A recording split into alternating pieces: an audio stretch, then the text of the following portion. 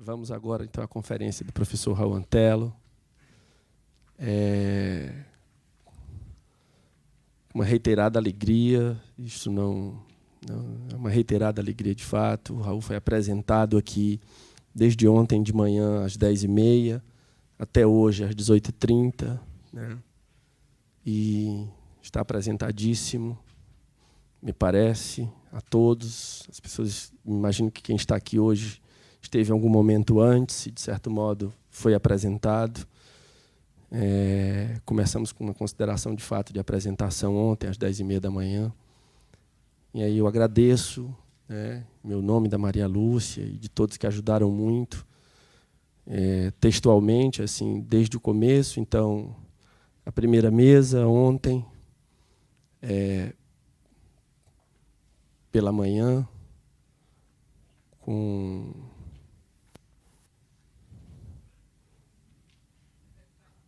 Hã? Eu ia falar essa ordem que eu sabia toda de cor. Carlos Augusto Lima, Capela, vou olhar, vou pescar. Héctor, Ricardo Corona, a mesa da tarde com Maria Lúcia, Flora Susequinde, Daniel Link, Paula Glenadel, a mesa de hoje de manhã com Davi Pessoa, Eduardo Jorge, Júlia Studart, Edson Souza, e Verônica Stiger, e agora à tarde, Eduardo Sterzi, Luciana de Leone e o Gustavo Rubim. Tá? Então, agradeço assim, nominalmente a todos. Muito obrigado por terem topado vir para a gente, até então, se divertir um pouco. Eu espero que a gente volte. Passada a hora do recreio, voltemos à diversão. Tá? Muito obrigado, professor Raul Antelo. Então, vamos ouvi-lo. Vou me sentar aqui como plateia.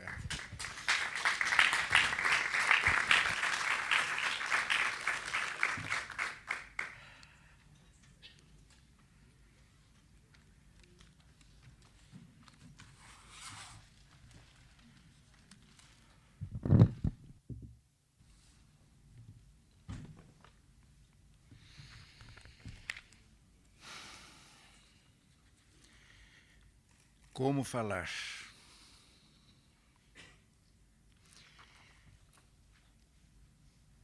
Lord Chandos, a personagem da célebre carta de Hugo von Hofmannsthal, teve a experiência de não poder falar por causa do excesso das coisas mudas.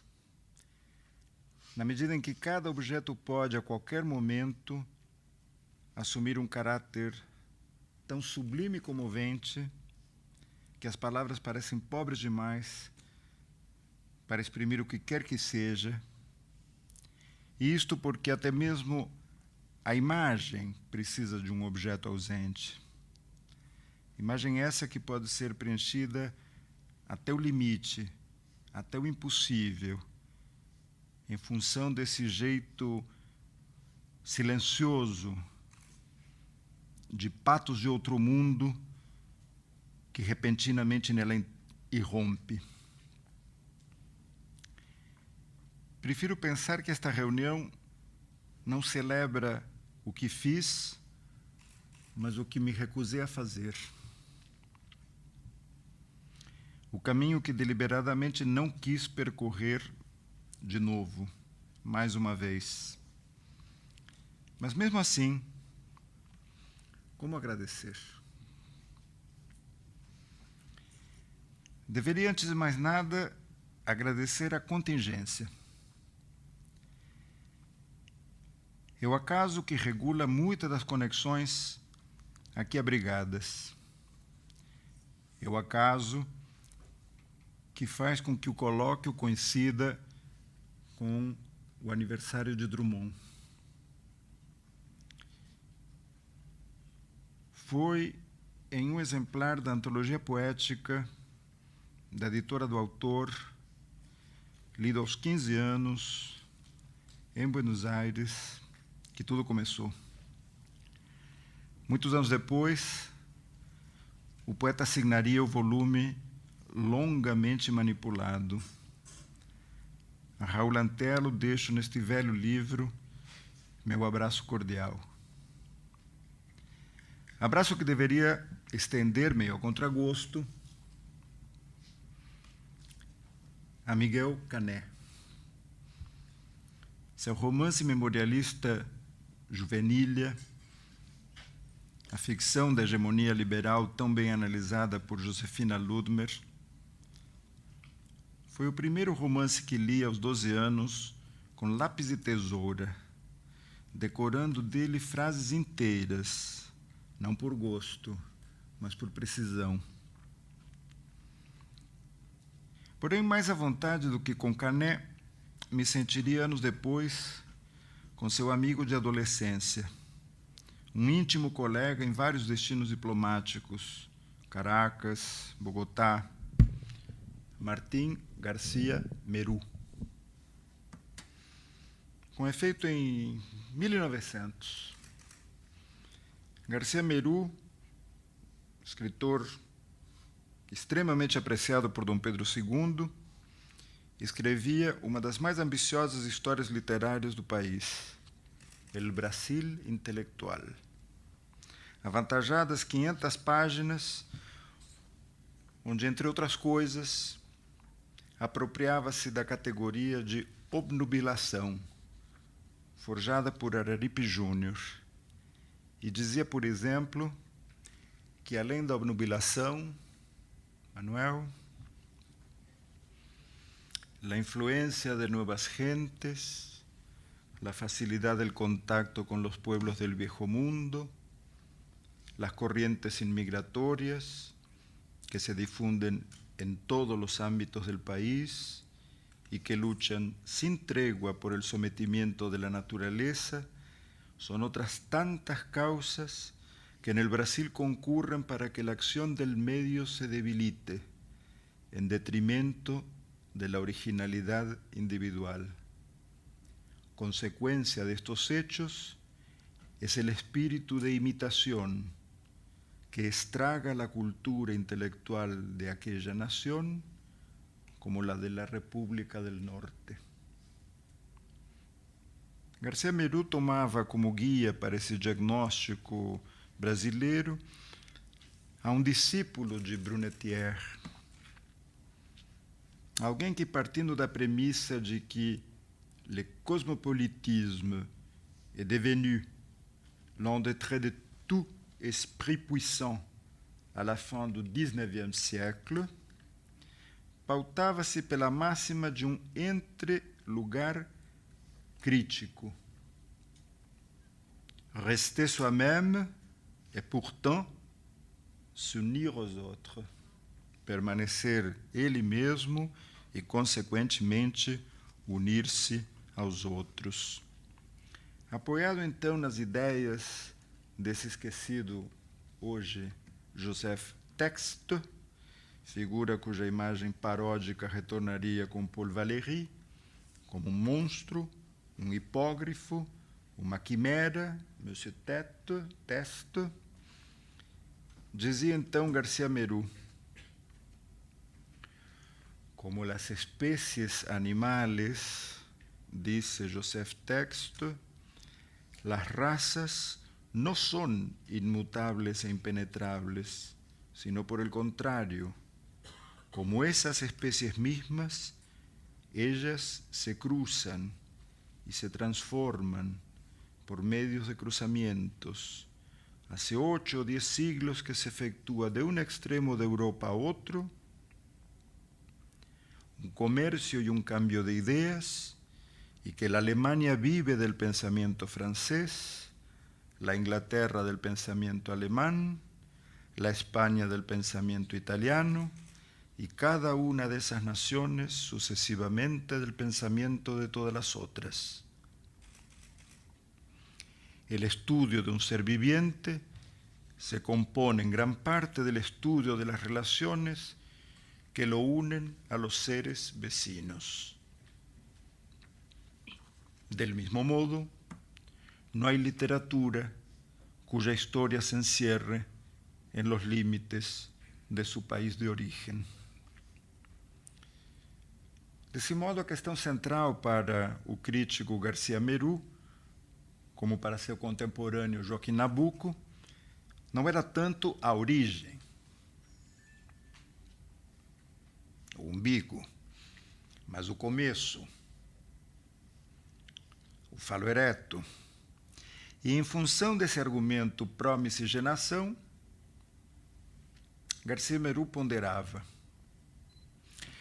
la biografia de Gregorio de Matos, se refere ao livro de Araripe Júnior, la biografia de Gregorio de Matos es el trabajo literario más completo que haya sido escrito en Sudamérica, a propósito de un poeta de la vida colonial. Se conoce que ese estudio ha sido hecho con amor. Los detalles en que abunda arrojan una luz vivísima sobre la vida de aquellos tiempos y constituyen un cuadro histórico lleno de novedad e interés. El análisis de las deformaciones producidas en el carácter de los pobladores europeos por los ardores y el resplandor de la naturaleza tropical llega a una altura de verdad y de franqueza a que raras veces alcanzan los escritores de nuestro continente. La riqueza del vocabulario de Araripe Júnior, el uso frecuente de términos del slang y de criollismos brasileros imprimen a esas páginas un colorido local extraordinario y hacen que su expresión se aguce y traduzca con fidelidad los más variados matices, los detalles más característicos. Su teoría de la obnubilación, de que he hablado a mis lectores al comienzo de esta obra, aparece con todo su prestigio y a través de ella se ve el proceso de deslumbramiento que, como pródromo de su adaptación posterior a aquel medio capitoso, sienten los primeros aventureros europeos. La descripción del erotismo enfermizo, de la sensualidad mórbida en que caen los colonos enervados y excitados sucesivamente por aquel medio ardiente y afrodisíaco, posee una fuerza indiscutible.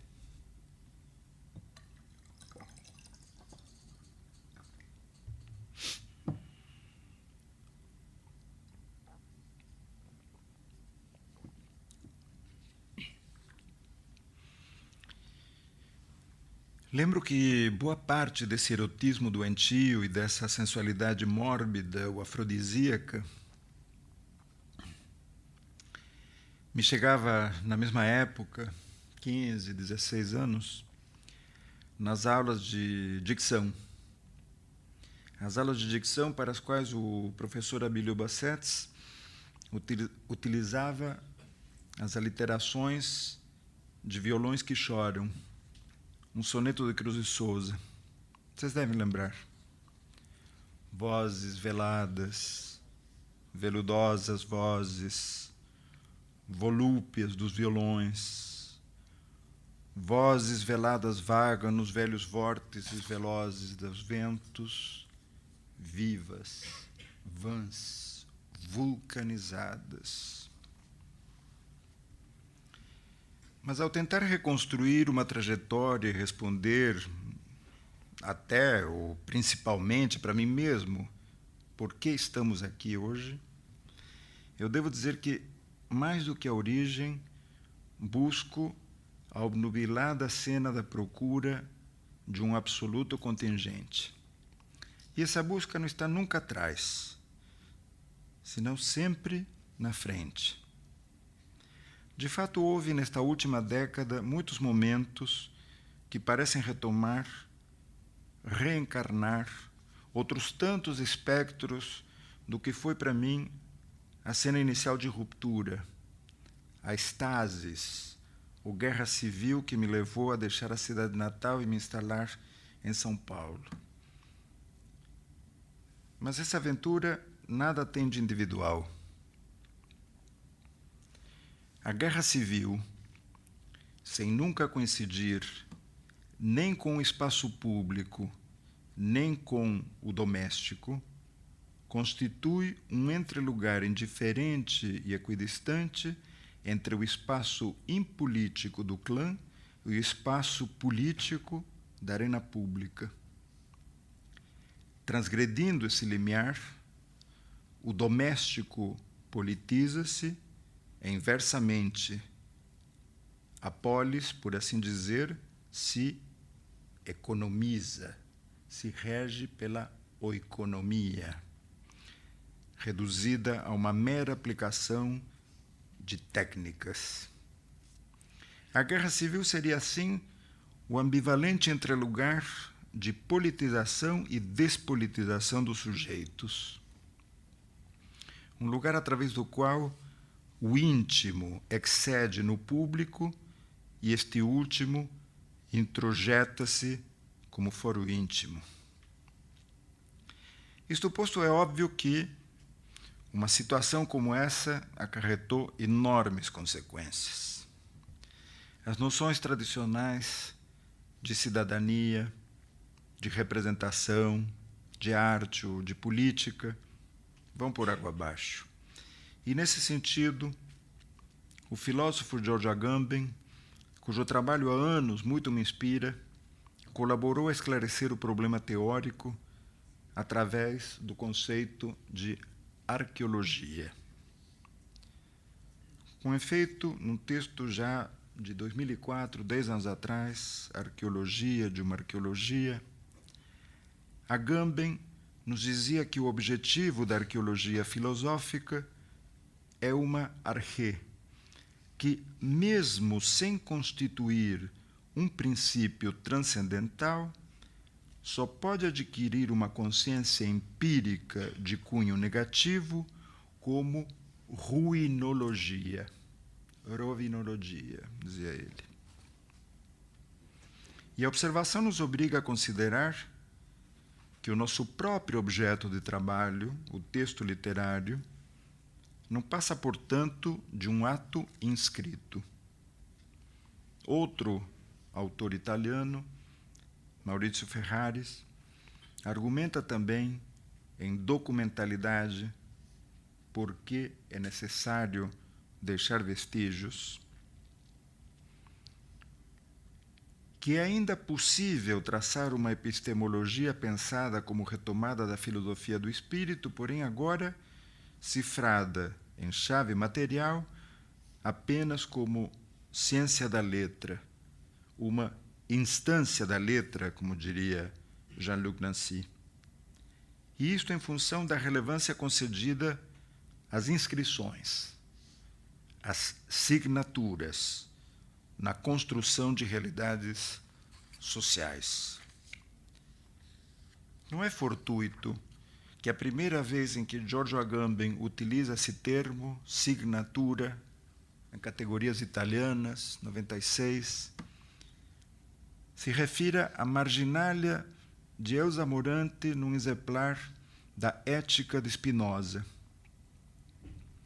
E, em meu caso, para além da própria assinatura de Drummond na Fábula das Origens, que, como Marthe Robert, é também origem da minha própria fábula, tendo trabalhado com assinaturas, as de Mário de Andrade, as de Aníbal Machado, as de Oliveira Girondo, o paralelo faz sentido. Portanto, a ruinologia a que me aplico seria, então, uma teoria dos objetos sociais que responde à regra característica de que todo objeto simbólico é um ato inscrito, um gesto que permanece enquanto inscrição.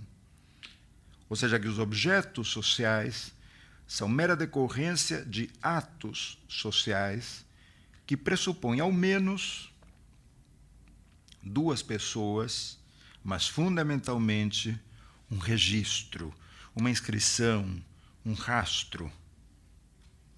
Importante emenda ao esquema da formação e ao conhecido tripé autor, obra, público. O rastro é a definição de uma estrutura, porque, mesmo partindo de uma origem verificável, logo se separa dela e resta apenas como rastro, na medida em que se separou do ato positivo do rastreamento. E sabemos, como nos diz Derrida, que onde há rastro, começa um arquivo. Mas Agamben esclarece, além do mais, que a nossa ruinologia não é um simples anverso especular da teleologia. É antes um terceiro analógico que abre uma alternativa bipolar aos extremos da dialética e a sua resolução por via fenomenológica e racional. Nessa linha de análise, lembremos que, em Signatura Rerum, depois de dizer que a ideia da arqueologia filosófica pertence a Kant, Agamben esclarece a muito maior relevância que o conceito, no entanto, tem em Nietzsche. Isto mostra uma deriva específica quanto aos conceitos de signatura e arqueologia no próprio pensamento do Agamben, que passa de uma dimensão ainda material e marginal, a escritura, as marcas de um leitor num texto, para uma dimensão imaterial, porém central, uma imagem subliminal, porém paradigmática, que nos desvendaria uma combinatória de forças, não exatamente do arquipassado, mas do mais imediato presente. A signatura deixa de ser assim um signo, um sinal estanque, e passa a ser uma relação. A melhor prova é o famoso ensaio de Foucault, Nietzsche, a genealogia, a história, de 1971. Nele, Foucault joga as cartas em favor da genealogia e contra a história, isto é, contra a busca imperiosa de uma origem. Eu ignorava, obviamente, em 1971, quando estudava um texto de Leo Spitzer, Linguística e História Literária, eu estudava na tradução espanhola da Gredos de Madrid, que um ano antes disso, Foucault traduzira esse mesmo texto, contemporaneamente, aliás, à redação do ensaio sobre Nietzsche, porém com um título de per se chocante, Art du langage et linguistique, eliminando de cara qualquer referência à história, o que redefinia os tentos, uma vez que o parti pris genealógico de Foucault tornava-se assim uma contundente resposta ao positivismo filológico em que eu mesmo me educara. E talvez fosse mais oportuno dizer que a genealogia, mais do que a história, opunha-se, nessa perspectiva, ao desenvolvimento meta-histórico, não só de valores ideais, mas de teleologias indefinidas. A Ursprung, objeto da genealogia, diferenciava-se assim taxativamente da procedência e da emergência. Essa arqueologia, que a falta de melhor rótulo chamamos ruinologia, é uma prática desinteressada pela origem, porém sequiosa da emergência de um determinado fenômeno, para cuja correta avaliação deve tornar a confrontar-se com as fontes e a tradição. Como sabemos, essa questão da origem também estava no centro das especulações de Walter Benjamin, autor que, exceção feita da prévia tradução de Murena, comecei a ler mais sistematicamente nos cursos de Antônio Cândido e de Valnice Nogueira Galvão, em 1973. Neste último curso, passei ainda, admito que sem muito aproveitamento, por Mito e Epopeia, de Georges Dumézil, publicado esse mesmo ano, em cuja introdução Dumézil também se definia como historiador da ultra-história, ultra-histoire, ele dizia. Mas seria no prefácio das Palavras e as Coisas onde a arqueologia se apresentaria mais decididamente como um a priori histórico. Um a priori histórico em que os saberes e os conhecimentos encontram-se em virtual condição de possibilidade, fruto de bizarra paratasse. Não se tratava, portanto, de empreender uma história das ideias, mas uma história que, remontando a contracorrente a história das formações discursivas, descobrisse que segmentações práticas, quais exercícios efetivos de poder se tornarão possíveis graças a elas, ou seja, a partir de qual a priori histórico foi possível pensar o mundo tal como ele foi pensado até o presente. Foucault utiliza a esse respeito a expressão remontar a história à contracorrente, paralela ao varrido a contrapelo de Benjamin, que destacava o valor que para essa ruinologia adquire o conceito de regressão, de reconstrução retrospectiva, anverso exato da racionalização.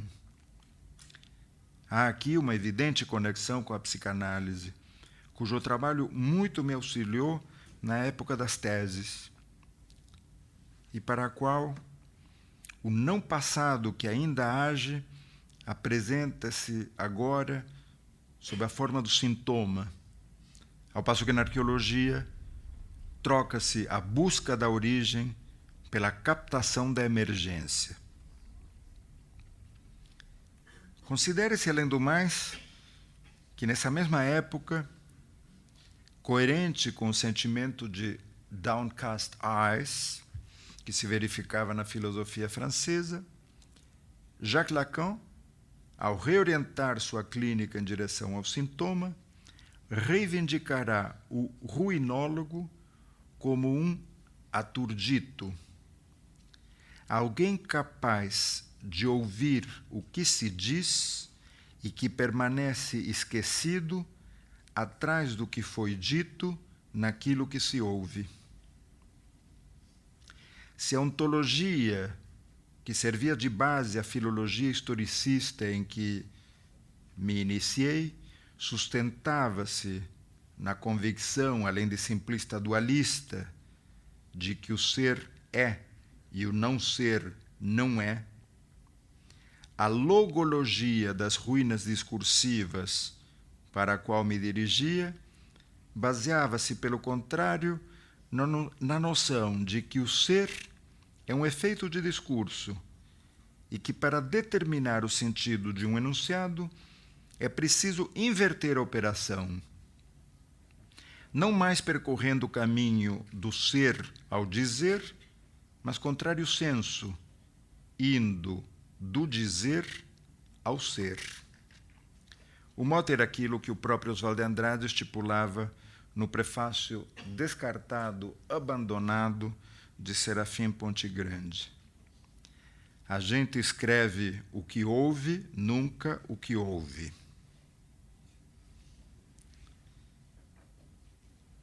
Recentemente, encontrei nas cadernetas de Guimarães Rosa uma observação aparentemente trivial, densíssima de consequências. Ele escreve o sinal de infinito, um sinal de igual, e acrescenta orelhas bem abertas. Nesse esforço de timpanização da linguagem, o amor, a letra, podia facilmente ser ouvido como humor, a letra.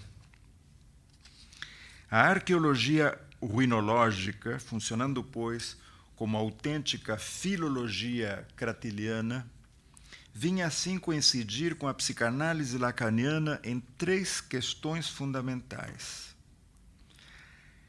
A princípio, na existência da verdade, mas a seguir, no seu descolamento com relação ao discurso, que lhe garantiria um funcionamento próprio, en retard. E, por último, na inexistência de um critério inequívoco de verdade pelo simples fato de que, longe de ser um julgamento conclusivo, a verdade é uma operação que pode se tornar negativa, isto é, uma inoperação, uma desativação. Mas a história da arte já ensaiara muitas formas para contornar o mesmo problema. Basta pensar em Hegel e sua Kunstvollen, em Warburg e nos engramas ou dinamogramas previstos por sua Nachleben, e mais afinado ainda com os modernos, no já evocado Carl Einstein, quem, por exemplo, destacava em Cézanne uma tensão de estilo duplo, uma linguagem feita de estrutura simples e sensibilidade complexa. Michel Foucault, aliás, herdeiro dessa tradição, que ativa nessa mesma época, 1971, ao ler a pintura de Manet, um curso dado por ele na Tunísia. Foucault nos diz que a regressão arqueológica remonta-se aquém do divortium aquarum entre consciente e inconsciente, e prepara o terreno para aquilo que, na posterior interpretação de Agamben, será a linha de fratura em que lembrança e esquecimento comunicam-se e se separam ao mesmo tempo e no mesmo gesto. Aparece, então, a questão política do hiato, da lacuna, em outras palavras, retorna a obnubilação. Até hoje, a obnubilação tem para mim uma imagem precisa. A adaptação que Visconti fez do Estrangeiro de Camus, talvez seu pior filme, que eu devo ter assistido com 18 anos. O início do relato, Aujourd'hui, Maman est morte, mas, fundamentalmente, a luz que é mais uma personagem na ruinológica busca do estrangeiro sob um inclemente sol argelino, é a mais viva materialização da obnubilação. Aqui, como tantas outras vezes depois, trata-se de evocar e encenar o fantasma, mas, ao analisá-lo e desconstruí-lo, retirar-lhe sua pungente condição originária. A regressão arqueológica é, portanto, como o realismo borgiano, elusivo. O anverso pontual do eterno retorno. Ela não busca repetir o passado, mas quer deixá-lo fluir, para quem ou para além do próprio passado, encontrando o que nunca existiu de fato. Jojo Agamben, além do mais, é da opinião que a emergência dessa problemática em Foucault situa-se logo no início da carreira. Na introdução que Foucault faz a um livro de Ludwig Binswanger, o terapeuta, entre outros, de Nijinsky, de Warburg, Nijinsky, cujos pulos, segundo Murilo Mendes, congelavam-no no palco do Municipal, aqui perto. Warburg, cujo salto consistia num grand jeté, ir de Atenas a Oraibe, para encontrar o eterno retorno da mesma figura. E com efeito no prólogo a Le Rêve et l'Existence, 1954, Foucault explica que a arché, assim procurada por ele, não é um dado situável numa cronologia. É uma força operativa na história, tal como a psicanálise ou o Big Bang, diz ele, que se supõe ter dado origem ao universo. Mas a diferença do Big Bang, a arché não é um dado, não é uma matéria, é um campo de correntes históricas bipolares cindidas entre a antropogênese e a história, entre a emergência e o devir, entre um arquipassado e o presente.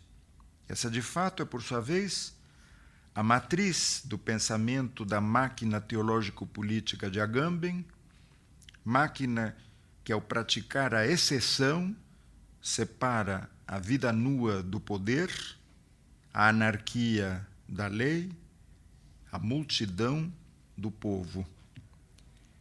E para livrar-se tanto quanto possível dessa compulsão à repetição, Agamben, baseando-se em Giorgio Colli, advoga por uma força destituinte que seria a única forma de se alcançar uma relativa autonomia.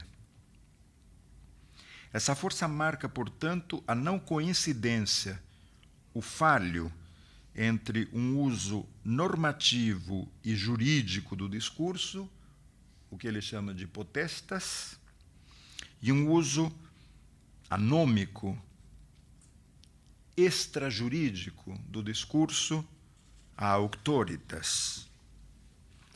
Na adolescência, Cané impunha-me a potestas. Garcia Meru descortinava, porém, a auctoritas de Araripe Júnior, admirador irrestrito do meu xará, Raul Pompeia, avesso especular de Cané. Em obras posteriores de Agamben, como O Reino e a Glória, descobriria que este conceito, glória, visava denominar justamente o fenômeno nunca conceituado a contento pela cultura ocidental. A imagem como força destituinte, como força de desativação. Há pouco, em 2012, Agamben prefaciou um volume para uma arqueologia do presente, escritos sobre arte contemporânea, do crítico Giovanni Urbani. Nasceu em 26, morreu em 94. Urbani era um discípulo de Cesare Brandi, e nesse volume, nesses ensaios esparsos, a arte é definida como o passado da humanidade. Por tabela, o presente passa a ser uma espécie de extrato arqueológico do qual extraímos os vestígios do que somos. Mas, ao mesmo tempo, esse passado que conserva prefigurado o presente transforma a arte em julgamento artístico e vice-versa. A intervenção artística radical, um ready-made, por exemplo, torna-se um ato existencial semelhante à própria poiesis primigênia. Em todos esses casos, segundo Agamben, nos confrontamos com a arché como a priori histórico. E ela nos persuade, de resto, que o problema ontológico-político da atualidade não é mais a obra, mas a inoperosidade. Não é a busca de uma fundamentação, mas a exibição da ausência de fundamento que a máquina do mundo guarda em seu cerne.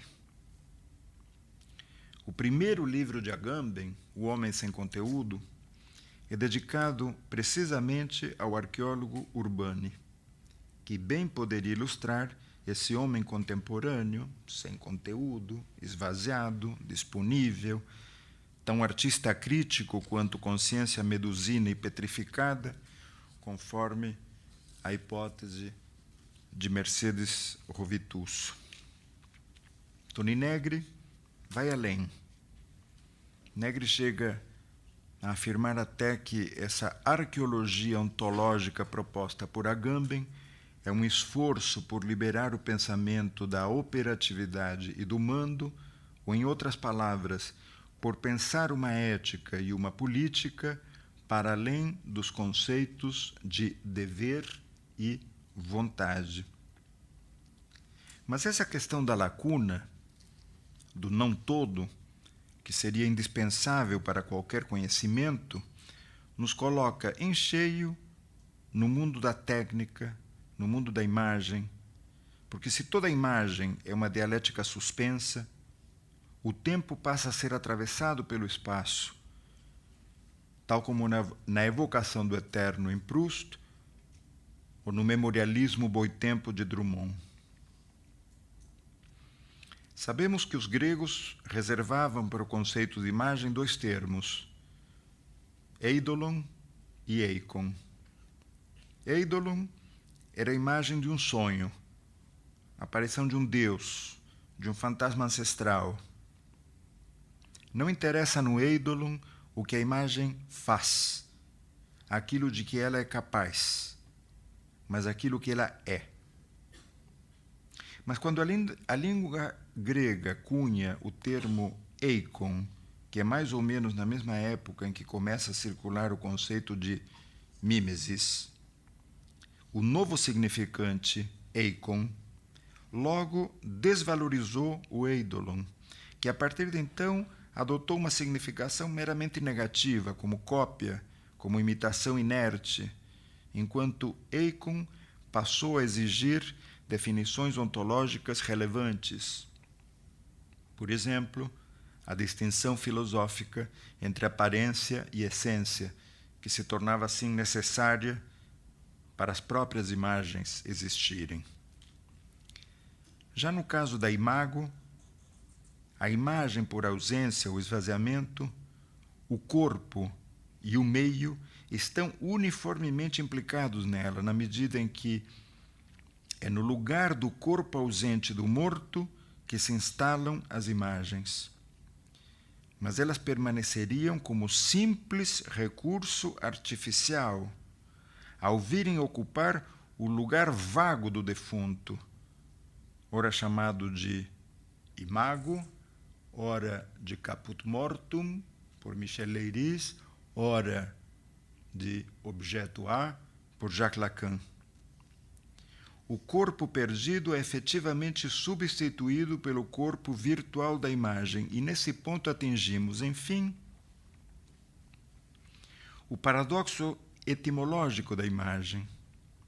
A imagem torna visível uma ausência, ao transformá-la em uma nova forma de presença. Porém, essa presença icônica do morto admite, todavia, e até mesmo encena decididamente, a finalidade dessa ausência. Portanto, toda a imagem repousa numa analogia com o corpo físico e no fato dos corpos também funcionarem como meios, a tal ponto que as imagens simplesmente acontecem entre nós.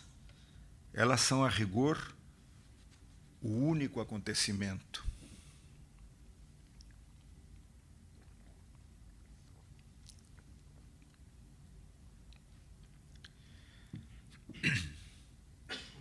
Platão definiu o tempo, cronos, como a imagem, eikon, ele usa, a imagem móvel do aion. Cronos, portanto, não é bem resíduo e abandono, uma vez que não é um mero eidolon ou simulacro, mas a autêntica imagem da duração e da memória. A esse respeito, cabe relembrar que no primeiro canto de Maldoror, Ducasse escreveu: "E quando rondo as habitações dos homens, durante as noites tempestuosas, os olhos ardentes, os cabelos flagelados pelos ventos dos temporais, isolado como uma pedra no meio do caminho, cubro meu rosto murcho com um pedaço de veludo, negro como a fuligem que enche o interior das chaminés. É melhor que os olhos não sejam testemunhas da fealdade que o Ser Supremo, com um sorriso de ódio potente, pôs em mim." Herdeiro desse desarranjo, o modernismo alimentou uma saudade infinita com relação à ordem, a totêmica Muiraquitã. Ordem essa que, entretanto, tentou também desativar pelo jorro anárquico, enfrentou-se frequentemente com empecilhos. Havia indesejada uma pedra no meio do caminho, e os pósteros conceberam o entrelugar como uma forma de lidar com a nação quando se descobre que ela é apenas uma coisa, a coisa. Tratava-se, no fundo, de conceber o estético não só em termos de autonomia, mas como uma dimensão contingente, onde agem em fusão tanto o estético quanto o estésico. Daí que o modernismo sempre imagine que as coisas sobrevivem à experiência e que, além do mais, essa experiência não é só fugaz, ela é delusiva. Coisas e a morte que existe nelas. Diz logo no início um dos poemas de Parábola, 1952, de Murilo Mendes. E Borges, já adulto também, em Elogio da Sombra, que é como dizer elogio da imagem técnica, o elogio da fotografia, diz que não podemos ter certeza da vida, apenas da pós-vida. Vamos reler um poema do Borges, Las Cosas. El bastón, las monedas, el llavero, la dócil cerradura, las tardías notas que no leerán los pocos días que me quedan, los naipes y el tablero, un libro, y en sus páginas la jada violeta, monumento de una tarde sin duda inolvidable y ya olvidada, el rojo espejo occidental en que arde una ilusoria aurora. Cuántas cosas, limas, umbrales, atlas, copas, clavos, nos sirven como tácitos esclavos, ciegas y extrañamente sigilosas. Durarán más allá de nuestro olvido, no cabrán nunca que nos hemos ido. É a mesma equação drummondiana da máquina do mundo. O sujeito passa, a coisa fica.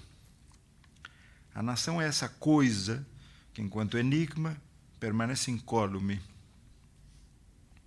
É um toque, é uma dicção, como a dicção de Carriego, uma ruína que intuímos sob o soneto de Borges. Distanciando-se da melancolia do moderno, a resposta elaborada pela ruinologia é a de postular um entrelugar que funcione como soleira para sair de uma posição dual ou dilemática, tanto formal quanto identitária, daquilo que conhecemos como primeiro modernismo. Ora, em mais de um ponto, a ruinologia é a continuação do que na ficção procuravam autores como Lúcio Cardoso, Clarice Lispector e mesmo Guimarães Rosa, porém em chave não apenas supra-regionalista, territorial, mas num registro pautado por um pas au-delà do tempo, uma refutação do tempo evolutivo e uma postulação do tempo para além do tempo, isto é, não um cronos, mas um aion.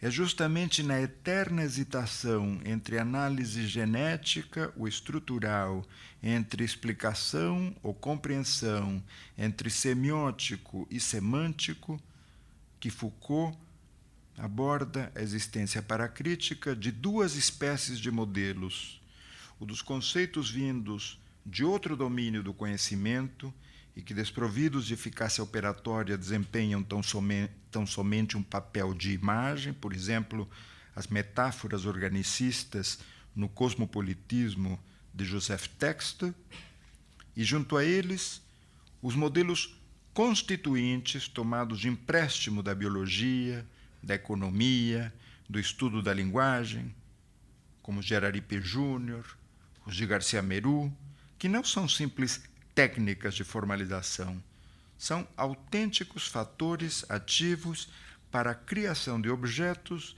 de um saber possível, que desempenham o papel de categorias na prática singular da crítica. Gostaria de me deter em uma delas, o vórtice. Ignorando, obviamente, a ladainha de Cruz de Souza, assim como eu mesmo ignorava, ao decorar aqueles melodiosos versos simbolistas, que iria morar na ilha onde o poeta nascera, e sem mesmo mencionar o vórtice cubano de Severo Sarduy, quem, para se contrapor à busca das orígenes de Lezama Lima, lança um outro movimento, Ciclón. Giorgio Agamben nos diz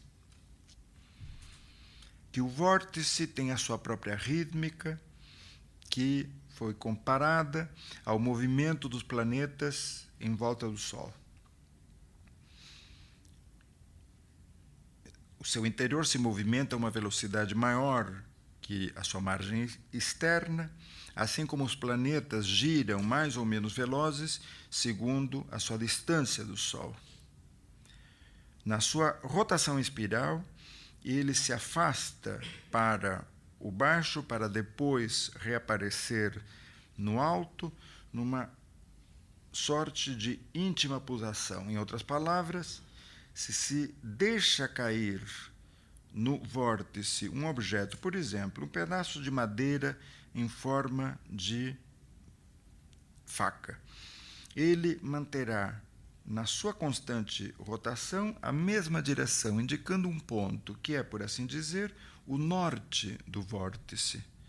O centro em torno do qual e em direção ao qual o vórtice não cessa de girar é, no entanto, um sol negro, em que atua uma força de sucção infinita. Segundo os cientistas, isso se pode exprimir dizendo que no ponto do vórtice em que o raio é igual a zero, a pressão é igual a menos infinito.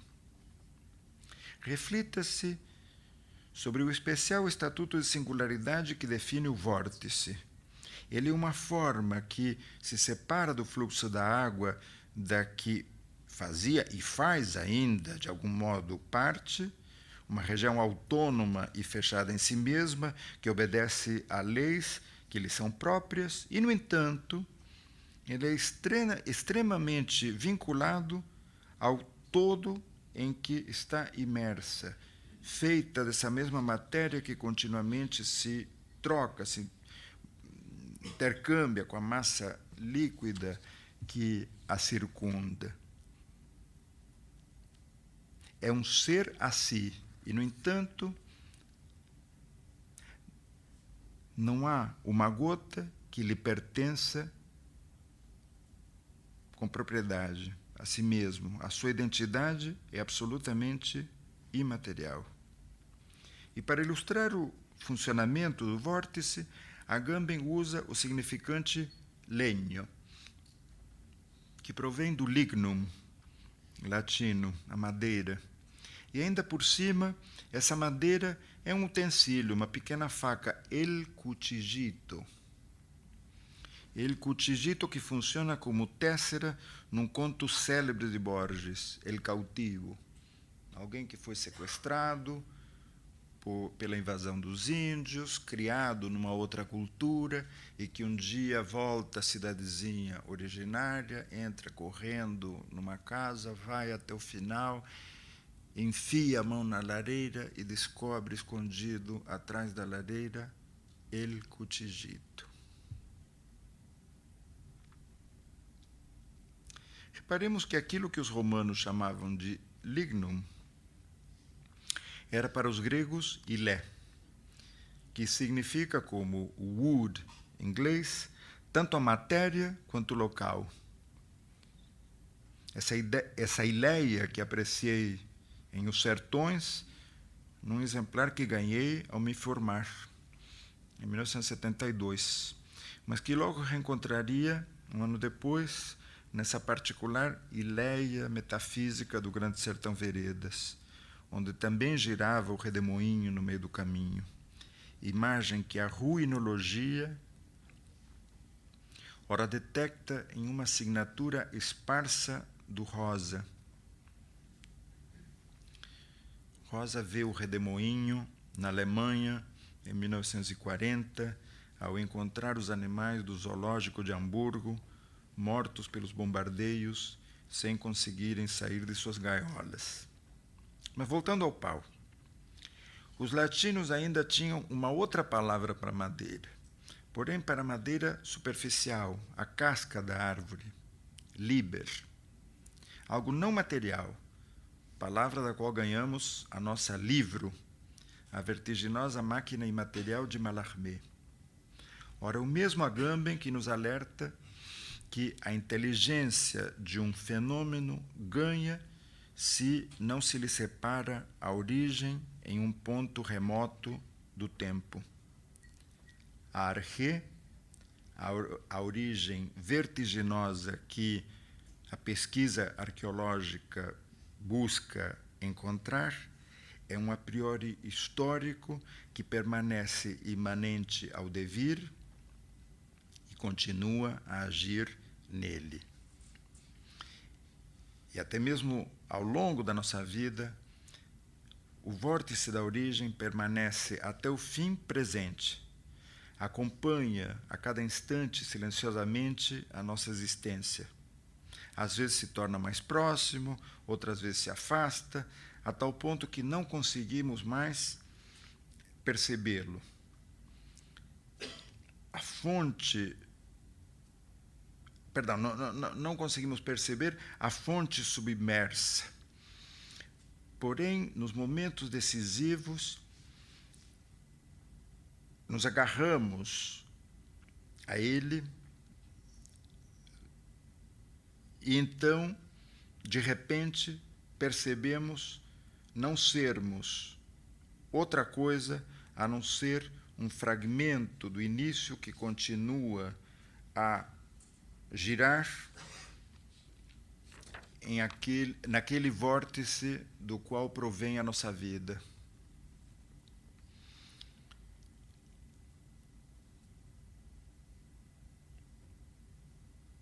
Mas Agamben diz uma coisa que talvez seja mais interessante, que ao lançar alguma coisa ao vórtice, o que detectamos é justamente o movimento da história. Em latim, gurgis é o torvelinho, o abismo, o turbilhão, o mar alto. E o verbo gurgito significa fartar-se, ou seja, que nos introduzimos numa esfera de plenitude, de fastio. A palavra latina gorgo provém do grego gorgon, que por sua vez deriva de gorgos, um adjetivo que equivale a terrível, feroz, turvo, espantoso. Mas por isso mesmo, gorgune, em grego é o calabouço, a prisão, a masmorra. Em Indicação, um poema, mais um, de parábola, Murilo Mendes define o mundo contemporâneo, o mundo da gentilíssima dama eternidade, como um campo de concentração onde se dança. E, em O que Resta de Auschwitz, Agamben define a população do campo de concentração como um imenso gorgo, ele usa a palavra, que obsessivamente gira em torno a um centro sem rosto. Mas esse vórtice anônimo, como a mística rosa do paraíso dantesco, levava impressa a verdadeira imagem do homem. Com efeito, A terrível e assustadora gorgona não tem rosto, não tem prosopon. É uma imagem absoluta, como alguma coisa que só pode ser vista e apresentada. O gorgoneium, que representa a impossibilidade da visão, é aquilo que não se pode ver. Curiosa definição de Agamben, que coincide ipsis literis com a definição do real lacaniano. C'est qui ne cesse pas de ne pas s'écrire. É uma cifra, uma apóstrofe, uma demanda ineludível, gosiferando amante no não notado nato, para retomar um verso de Girondo na versão de Régis Bonvicino. O prisioneiro vê a gorgona quando toca o fundo sem fundo, o fundo fofo, ao alcançar a visão do que é impossível de ver, a ausência de fundamento da autoridade, o não humano do homem. Em Anemic Cinema, Marcel Duchamp colocar uma série de palavras aparentemente desconexas a rodar, como num vórtice. Esquivemos, equimoses, esquimós, palavras esquisitas, e o que era incompreensível e ameaçava devorar-nos, goela abaixo, organiza-se a partir de sua queda, do seu sintoma, como um apelo incontornável. Evitemos as manchas desse povo nativo do gelo, feitas de estranhas palavras. Devolvamos vida à vida. Por isso podemos pensar que, por mais paradoxal que possa parecer, a vida procede da gorgona, da medusa, da água viva. Estou tendo agora uma vertigem. Tenho um pouco de medo.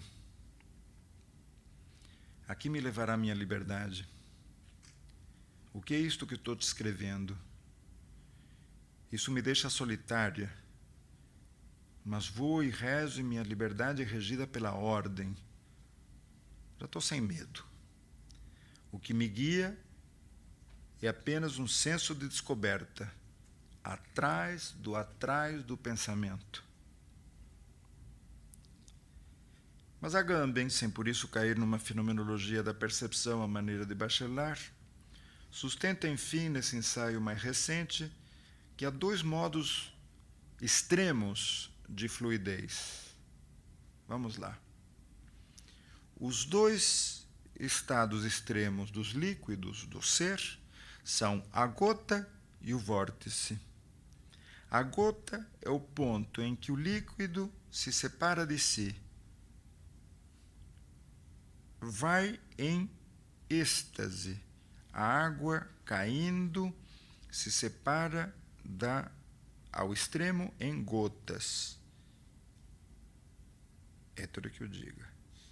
O vórtice é o ponto em que o líquido se concentra sobre si, gira e vai fundo nele mesmo.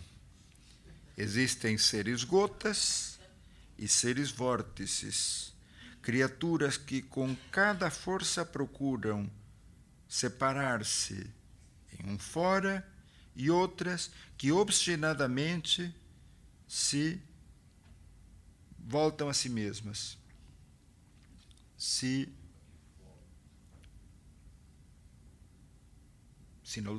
inoltrano sempre più dentro, ou seja, se incutem, como diríamos, se projetam sempre mais profundamente. Mas é curioso que mesmo a gota caindo na água produza ainda um vórtice, se torne gorgo evoluta.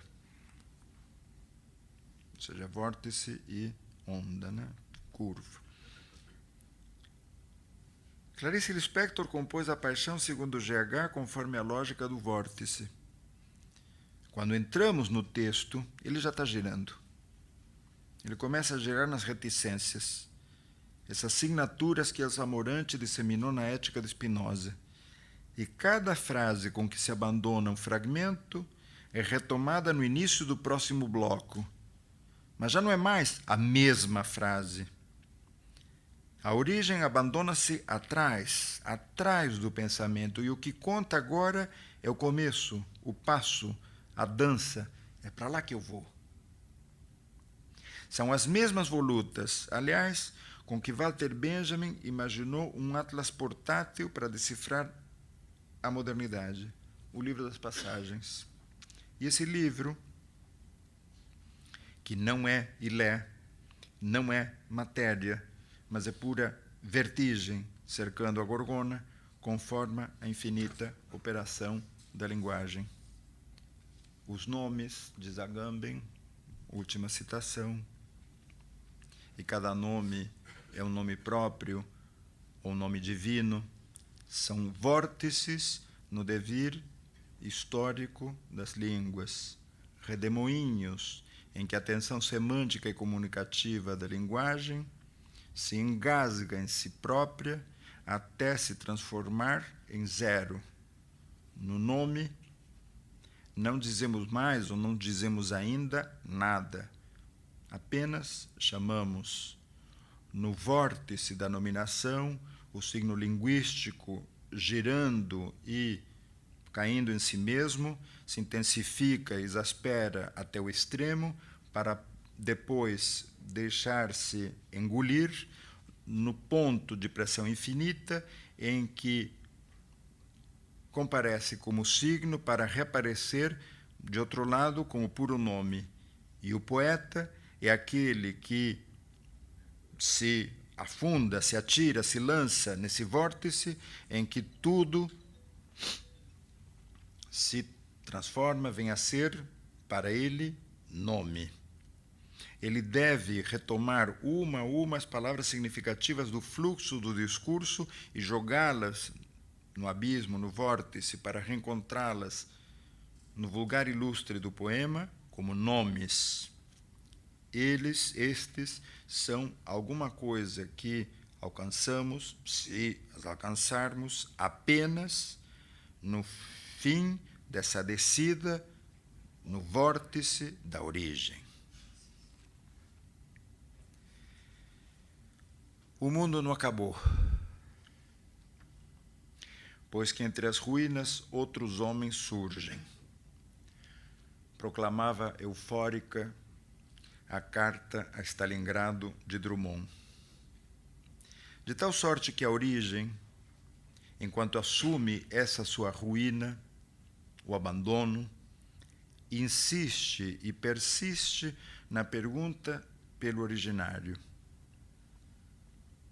Desse modo, permanece simultaneamente fiel a duas coisas: tanto a uma necessidade, não renunciar, quanto a uma filia, a filosofia, mas, acima de tudo, a filologia.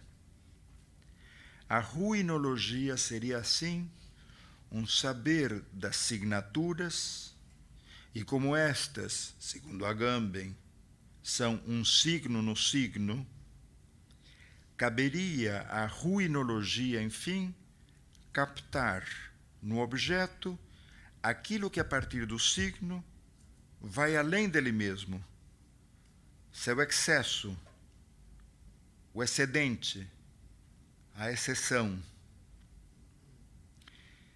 Eu creio que, se eu dissesse mais alguma coisa, seria excessivo. Obrigado.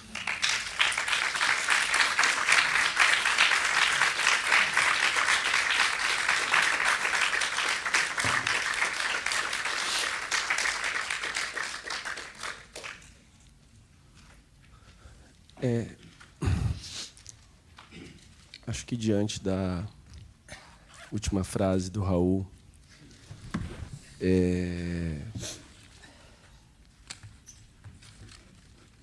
gostaria de novo de agradecer a todos. E Benuric, um repórter que descobriu A Identidade Secreta, de Matt Murdock, o Demolidor. O Super-Herói Cego, o Homem Sem Medo. Escreveu um longo texto identificando essa identidade secreta e ia entregar aos jornais. Quando um dia, vendo uma ação de Matt Murdock, o Demolidor, o Homem Sem Medo, cruzar a cidade, decidiu chegar em casa e pegar aqueles papéis e jogar fora, manter a identidade secreta do Demolidor. E, numa outra caminhada pela cidade, ele vê o Demolidor cruzar de novo o céu da cidade e pensa sozinho, isto foi por você, Matt. Então, isto foi por você, Raul. Muito obrigado.